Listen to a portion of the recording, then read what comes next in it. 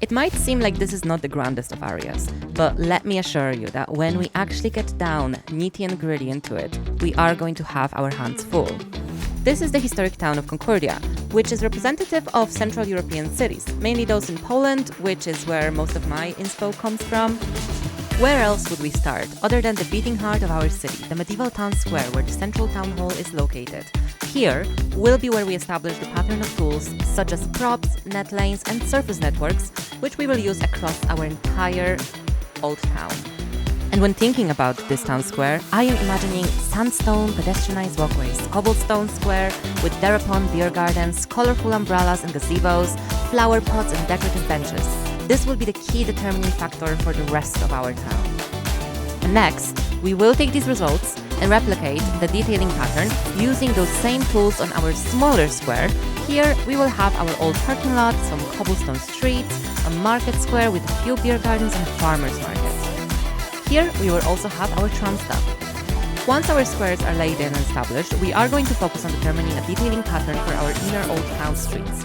I'm imagining here intimate cobblestone streets, lots of hidden green spaces and awkward shapes, ironwork benches and lamplights, cobblestone courtyards with parking access wherever there are buildings with archways that lead there. The pinnacle of the north side key of our old town are possibly the school.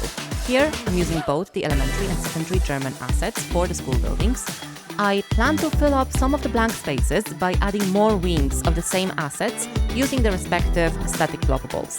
I would also like to extend a road onto the quay below where we can have a school sports center and a parking lot. And on the topic of parking lots, we will need to plan for creative ways of introducing parking spaces to our city. European cities are notorious for difficult parking situations, but also creative ways of handling them. So as we progress further, I wish to create some parking spaces in the courtyards behind some of our old buildings. I'm imagining that anarchy, move it, and loads of patience will come in handy here. And at number 6, I wish to include the multi-story parking lot offering spaces for the government workers of our parliament building. And here will be the pedestrian haven of our old town. I would like to include a couple of ice cream booths, maybe market stands, a food stall, lots of benches, and smart green spaces.